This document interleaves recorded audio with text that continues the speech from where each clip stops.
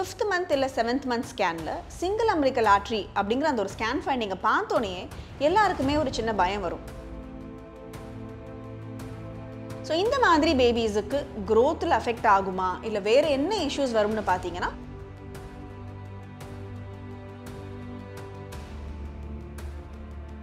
இதனால நமக்கு பர்த்ல ஏதாவது டிஃபரன்ஸ் வருமான்னு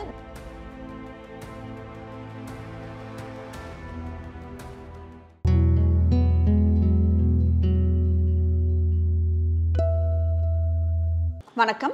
நான் டாக்டர் மீனாட்சி பாலசுப்ரமணியன், மகப்பேறு மருத்துவர் from Kriya Women's Clinic in Adayar. அந்த 5th month இல்ல 7th month ஸ்கேன்ல single umbilical artery அப்படிங்கற அந்த ஒரு ஸ்கேன் ஃபைண்டிங்க பார்த்தோனே எல்லாருக்குமே ஒரு சின்ன பயம் வரும். இது ஒரு நார்மலான ஒரு ஃபைண்டிங்கா இல்ல இதனால நமக்கு பேபி ஏதாவது அஃபெக்ட் பண்ணுமா, என்னவா இருக்குிறதுக்கு இது சான்ஸ் இருக்கு அப்படினு அத பத்தி நம்ம இப்ப இந்த வீடியோல பார்க்கலாம். சோ ஒரு ஜெனரலா நம்ம ஒரு அம்பிலிக்கல் கார்ட் அப்படினு எடுத்தோம்னாலே அதுல ரெண்டு ஆர்டரி ஒரு வெயின் அப்படிங்கற blood vessels நமக்கு இருக்கும். சோ இந்த மாதிரி இல்லாம ஒரு நார்மல் anatomical வேரியேஷனா இருக்குறது தான் அந்த ஒரு ஆர்டரி ஒரு வெயின் அப்படிங்கற அந்த ஃபைண்டிங். இது காமனா அந்த ஒரு 5th month அந்த 20 வாரம் பண்ற அனாமலி ஸ்கேன்லயோ இல்லனா அந்த 7th month மாதிரி இருக்கிற அந்த growth ஸ்கேன் 28 வாரத்துல பண்ற அந்த growth ஸ்கேன்லயோ தான் இது நம்ம காமனா நம்ம வந்து இந்த ஃபைண்டிங்க ரேடியாலஜிஸ்ட் கண்டுபிடிச்சு நமக்கு சொல்லுவாங்க.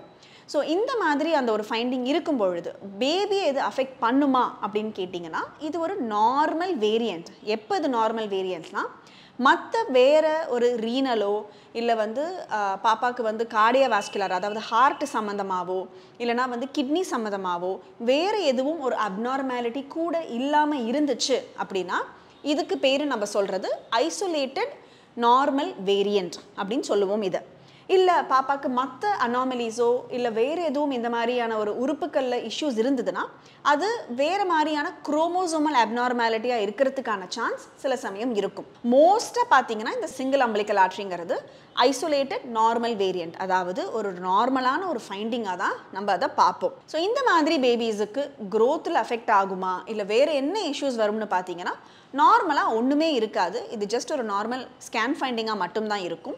சில சமயம் ஒரு பேபிக்கு அந்த லோ பர்த் வெயிட் நம்ம வந்து சீரியலா மானிட்டர் பண்ணும்போது பாப்பாவோட வெயிட் குறைவா இருக்கிறதுக்கான சான்ஸ் இருக்கு அப்படிங்கிற மாதிரி சில ஸ்டடீஸ்லாம் இருக்கு. ஸோ நம்ம ஒரு கரெக்டாக நம்மளோட அந்த 7ஆம் மாதம் 8ஆம் மாதம்னு ஸ்கேன் மாத்திரம் பண்ணோம்னாலே மோர் தென் எனஃப். மற்றபடி இதுக்குன்னு ஸ்பெஷலாக ஒரு வேற எதுவும் ஒரு ட்ரீட்மெண்ட்டோ வேற எதுவுமே நம்மளுக்கு தேவை கிடையாது. அண்ட் எல்லாரும் உடனே கேட்குற கேள்வி ஒன்று இதனால நம்மளுக்கு பர்த்தில் ஏதாவது டிஃப்ரென்ஸ் வருமானு. நார்மல் டெலிவரிக்கும் சிசேரியனுக்கும் இந்த சிங்கிள் அம்பிலிக்கல் ஆர்டரிக்கும் எந்த சம்மந்தமும் கிடையாது. மோட் ஆஃப் டெலிவரி எல்லாம் இதனால மாறாது.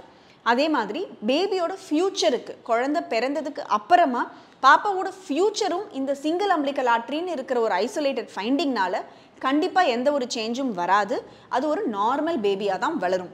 ஸோ நீங்கள் ஸ்கேனில் இந்த சிங்கிள் அம்பிலிக்கல் ஆர்டரின்னு பார்த்தீங்கன்னா அனாவசியமாக டென்ஷன் ஆகாமல் பயப்படாமல் அது ஒரு நார்மல் வேரியண்ட்டாகவே எடுத்துக்கிட்டு உங்களோட யூஸ்வல் ப்ரெக்னன்சியை நீங்கள் எப்படி என்ஜாய் பண்ணுவீங்களோ அதே மாதிரி என்ஜாய் பண்ணுங்கள்.